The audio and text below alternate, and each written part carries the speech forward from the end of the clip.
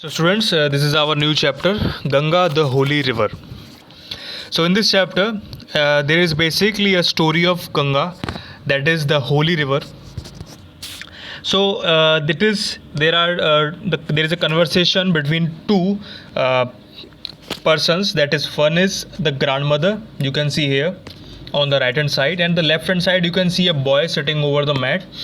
So he is the grandson. His name is Rohan. So there it is basically a conversation in which the grandmother is telling the story how the Ganga originated in earth and just like that. So let's begin. Rohan and his mother were sitting and talking about grandmother was sitting and talking about Indian culture. Rohan और उसकी जो दादी माँ थी वो बैठी हुई थी और आप बातचीत कर रहे थे किस लिए, अबाउट द इंडियन कल्चर, भारतीय संस्कृति के बारे में.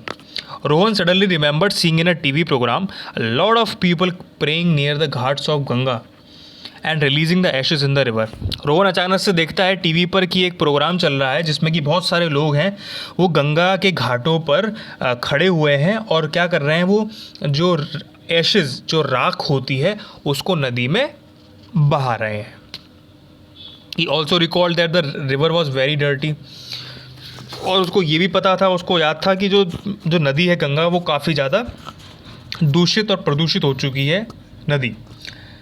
He wanted to find out about it and asked his grandmother. तो उसके बारे में वो क्या करना चाहता, पता करना चाहता था. उसको समझ में नहीं आ रहा था कि क्या हो रहा है, ये एशेस क्यों बहा रहे हैं. तो उसके बारे में वो अपनी दादी माँ से पूछना चाहता था.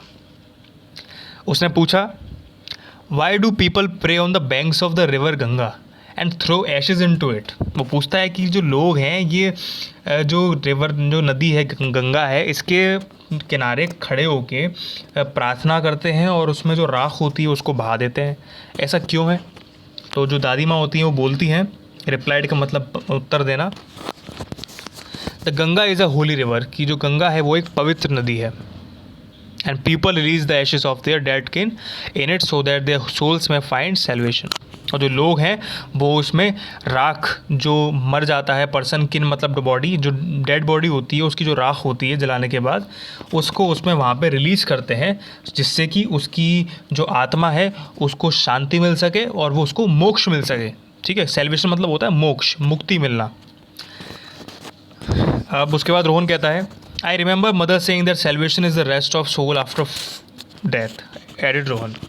तो रोहन कहता है कि मुझे याद है कि मेरी माँ ने एक बार मुझे बताया था कि जो सेल्वेशन हो का मतलब बताया था कि सेल्वेशन मतलब मोक्ष जो होता है वो एक तरीके से जो आत्मा हमारी मृत्यु के बाद, डेथ के बाद जो हमारी आत्मा भटकती रहती है उसकी क्या होती है, वो शांति होती है. मतलब जो आत्मा होती है वो दोबारा जन्म नहीं लेती बार बार में, वो एक बार में शांत हो जाती है और उसे ही हम मोक्ष कहते हैं.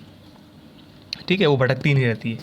According to legends the Ganga was in heaven but was brought down to the earth. अब वो कहानी सुनाती है उसको कि एक जो कहानी है कि उसमें क्या होता है कि लेजेंड्स, जो महान लोग हैं उनके अकॉर्डिंग, कि जो गंगा है वो धरती पे, जो स्वर्ग से जो गंगा है उसको लाई जाती है, कहाँ पे, धरती पे लाई जाती है.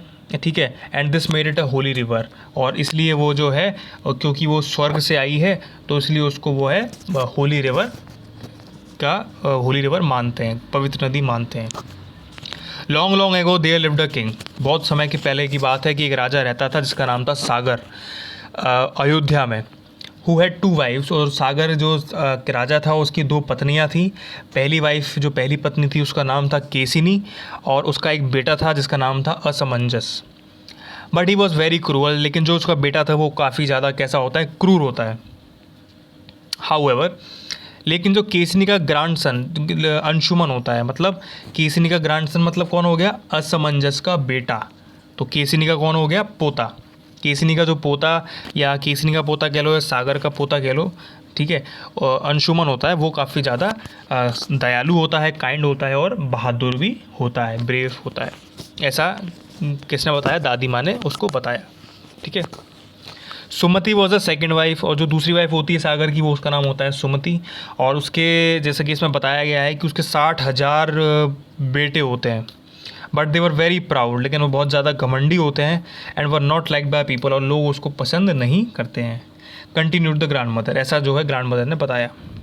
King Sagar became very strong and powerful, king जो सागर है वो राजा जो है वो काफ़ी ज़्यादा ताकतवर और पावरफुल शक्तिशाली बन जाता है। He had a huge empire, उसका बहुत बड़ा साम्राज्य हो जाता है। But he wanted to establish the boundary of this empire, लेकिन वो चाहता था कि इसकी जो है एम्पायर जो उसका साम्राज्य है उसकी एक निश्चित जो है सीमा बना दी जाए, बाउंड्री बना दी जाए।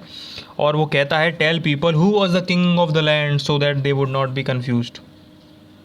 ठीक है, तो वो लोगों को ताकि पता भी चल जाए कि जो ये जो जगह है, जो लैंड है, जो उसका साम्राज्य है, उसका राजा कौन है, और उनको लोगों को बाद में कन्फ्यूजन नहीं होगा। तो उसका जो साम्राज्य था वो बहुत बड़ा था, लेकिन लोग जो थे वो बहुत कोई लोग थे वो अनभिज्ञ थे, पता नहीं था लोगों को कि इस लैंड का राजा कौन है।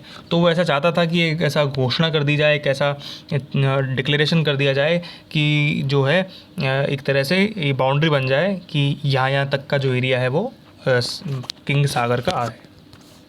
To do this king Sagar perform the Ashwamedh yagya, तो उसे ऐसा करने के लिए जो राजा था उसने अश्वमेध यज्ञ किया। ठीक है, इसमें जो घोड़ा होता है उसका सेक्रीफाइस, बलिदान दे देते हैं। देखते हैं क्या होता है आगे। उसने एक बहुत ही अच्छा सा सुंदर सा एक ही सिलेक्टेड अ गुड हॉर्स, एक घोड़ा लेता है, पसंद करता है अपने स्टेबल, जो उसकी जो